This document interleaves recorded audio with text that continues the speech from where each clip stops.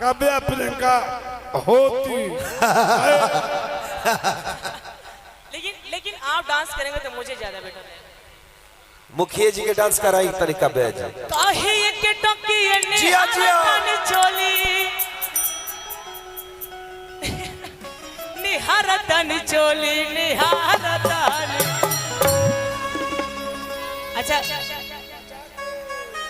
हलवा हाँ गुलाम जी साफ सुथरा बात बतावा तो शिवानी के संग रहबा कि हमारा संग रहबा?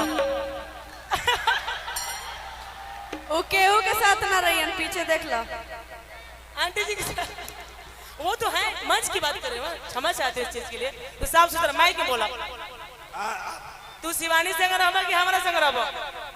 आपके साथ है किया इलही तई में सुबह पता चली इनका सुबह है।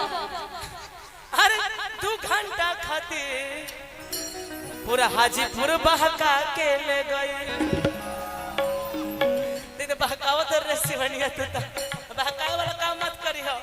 हां काहे एक टकी निहारा ताने चोली निहारा ताने चोली निहारा।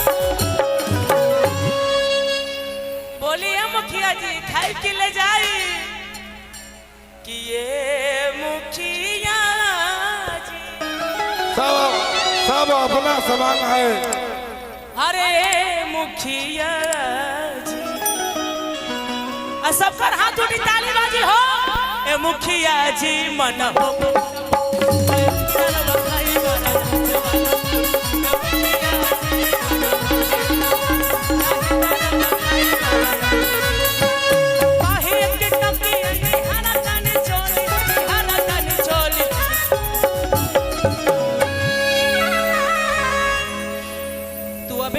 कि हम शिवानी संग रह तो हमारे का भाव देता रह जा हो अगर आई बढ़ जा बताओ सोनी संग रहबत बिनती संग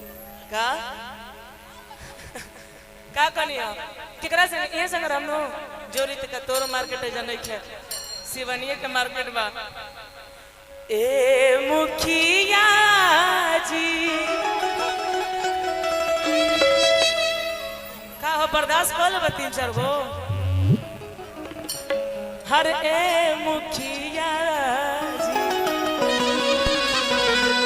ए रीतिका इधर आ सब लोग चलिए 20 मिनट तक खड़ा हो जाए। चलिए कने नाच नाचल बुरा ना हो। ए मुखिया जी मन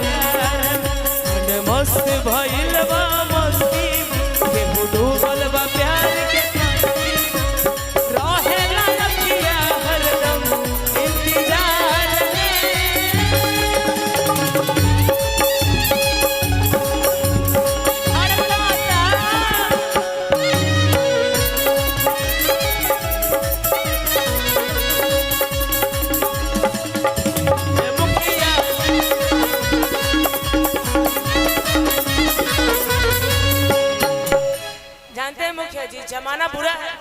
1 मिनट कोई भी लड़का आर फायर जो है कर रहे हैं, सीसीटीवी कैमरा भी लगा हुआ है, यूट्यूबर भी चल रहा है। और दूसरी बात है यहाँ जो है आपके लिए आपकी सेवा में फायर नहीं करेंगे हम। चला दीजिए यूट्यूब पर लाइसेंसी पिक्चर है। अस्मित कुमार थाना प्रभारी हम पर मुकदमा किया था 27वां अष्टजाम में। ये मेरा रक्षा के लिए नहीं है, आप लोग के लिए है। मेरे भाई मैं आजीवन अपन जीवन आपको दान दे दूंगा, दान रक्षा में। ए मुखिया जी अरे का ले बड़ हो छाती पर बनी रवा राइफल भिड़वले झूठे मुठे के हमके बानी अझुरवले।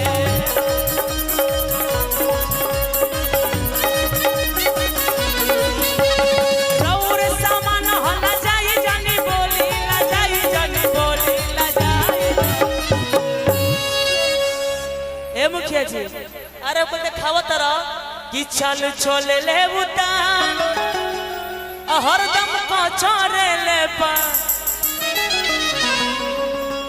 कि चल चले ले उतान हरदम को चरे ले पा राखस मोछिए परसान रंग बाज राजा के राखस मोछिए परसान रंग बाज राजा के चल चल ले उतान हरदम को चरल पा चल चल ले उतान हरदम को चरल पा राखस मोछिए परसान रंग बाज राजा राखस मोछिए परसान राखस मोछिए परसान रंग बाज राजा के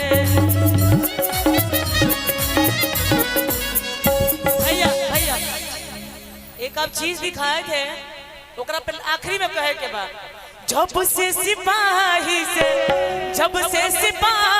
से भइले हवलदार हो न दुनिया पर गोली मार राजा जी हमार हो न दुनिया पर गोली मारे राजा जी हमार हो न दुनिया पर भैया ए मुखिया जी मन हो के तब नाही तब बखाई करा